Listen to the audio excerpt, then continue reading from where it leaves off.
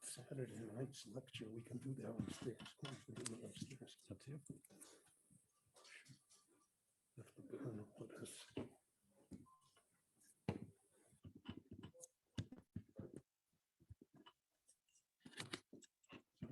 35 people, so we fit downstairs. Yeah.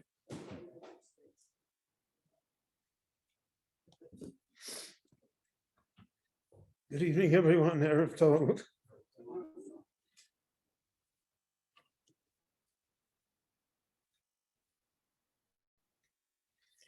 In the recounting of the story of Lot in this week's parsha, so the Torah teaches us that Lot and his daughters escaped, and they find themselves in a certain cave in the Judean desert. And the daughters are under the impression that they're the only people left in the world, that the human race has been obliterated. They don't realize that it's located only in stone, localized in stone. So they have a noble thought for the continuity of the human race. And the continuity of the human race takes precedence. So all methods are permissible in order to preserve the human race.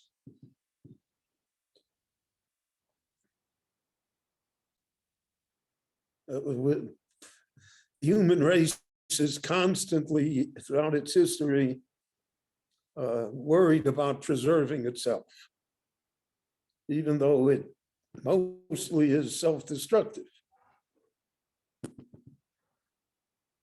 But we see that today in the drive to preserve the planet. You know, that politicians say, you know, in 10 years, the children won't exist any. No reason to have children because the world won't exist anymore. And so the daughters of Lot come up with a scheme. We will make our father drunk, that he won't really realize what he's doing. And we will seduce him, and he will impregnate us, and the human race will be preserved. They don't let their father in on the plan originally because they're afraid that he will object. He will say that you cannot preserve the human race through immorality, through incest, through the violation of everything that's human. But they are determined to go ahead, and the Torah tells us that that's what they do. Now, Rashi raises the point which children in Cheder ask, where do they get the wine? I mean, the cave wasn't the liquor, it wasn't a liquor store that they looted. So there are all sorts of explanations. They brought the wine with them when they left Zone.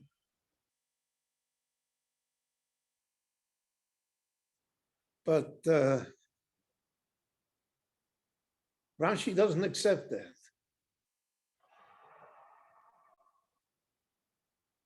Rashi reaches for a medrash which at least on the surface to us, appears to be very far out.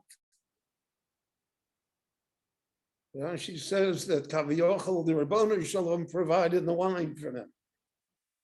It was a miracle. He sent them a bottle from heaven. So that's how they had wine to make their father drunk.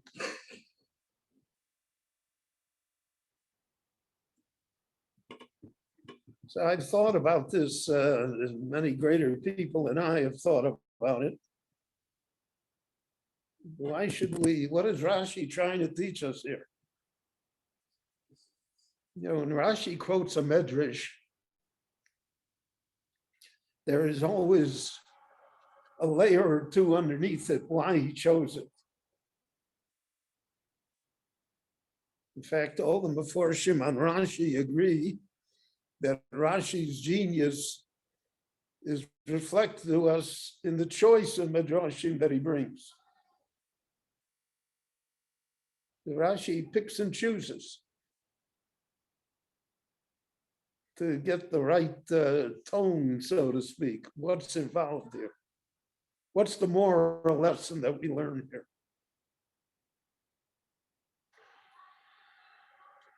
So the idea here is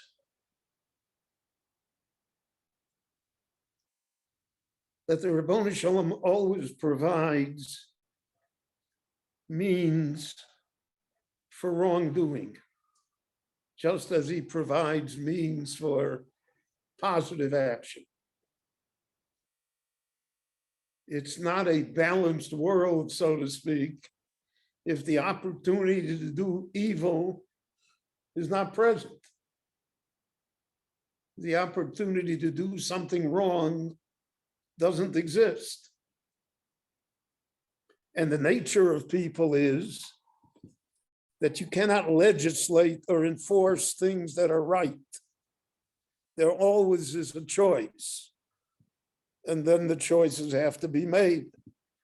You know, the United States for 12 years had an experiment with something called prohibition, in which they banned alcohol, and which only spawned more alcohol drinking and all the illegal gangs in the underworld and a great deal of the tsuris that we suffer from today.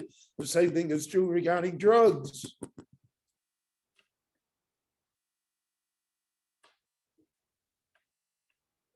The Torah provides that it's going to always be there. And that's what Rashi means, that heaven provided the wine. If they wanted to do this, there's an opportunity to do it. The hashgacha, so to speak, allows for the opportunity, doesn't prevent it. The Torah does not prevent evil from occurring. But the Torah came to educate us as to what is evil and what is not, so that we can make a positive choice in our lives. But it never removes the possibility, and that is what the idea of Bechira Chofshis, that there's free will. There cannot be free will if evil doesn't exist. Chazal say that the time of Ezra, whoever will understand this, they got hold of the Yetzer Hara and they poked out his eyes, both of his eyes. So one eye was Avodah Zarah and the other eye was sexual immorality. And when they did that, then the world stopped. The hen stopped laying eggs. So they had to put the eye back again. So again, what is that metaphor? That metaphor is that we cannot ban and say that the world will exist without it. It says, "L'sakein olam b'malchus shakai." We're here to fix the world. We're not here to change the world. The world is immutable. It doesn't change, and human nature doesn't change. The same drive that existed with original man exists in all human beings today. So therefore, Rashi points out that if the daughters of Lot wanted to do it, then the Lord would provide them the opportunity to do it. It would not prevent them from doing it. And that's what it means when he quotes the Medrash that, that a bottle of wine descended from heaven, so to speak. And that's what they used to make their father drunk and insensitive. It's interesting that the Rashi points out that the second night, when the other daughter is involved, their Lot already knows what he's doing. Because that's the power of Avera. The power of the sin is, the Gemara says, Nasa lo keheter. After a while, there's no guilt anymore. It's not immoral anymore. That's it. And we see that the change in our world, in our society, from when we were growing up to today. What was once considered shameful is today glorified. It's a matter of pride. Becomes accepted. And that is what happens to Lot.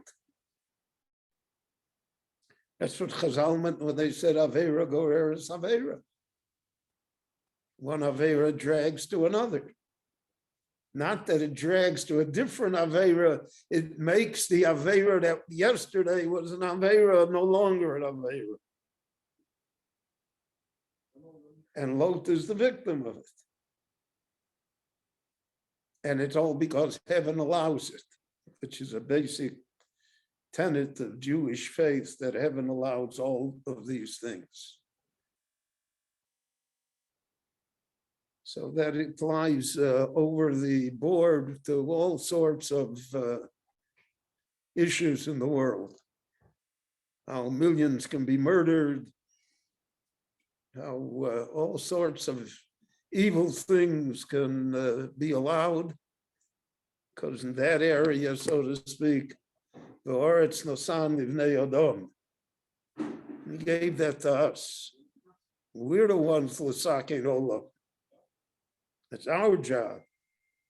And that's one of the lessons that we learn here in this strange story of Lot and his family, of the fact that they were saved and destroyed at one and the same time, because they were self-destructive in the end. Rabbi Chananya ben Akashi Omer Ratzah HaKadosh Baruch Hu l'zakos es Yisrael v'fichal chirbu lahem Torah mitzvot shenemar Adonai chafetz aman tzidko yagil Torah v'yadir. Amen.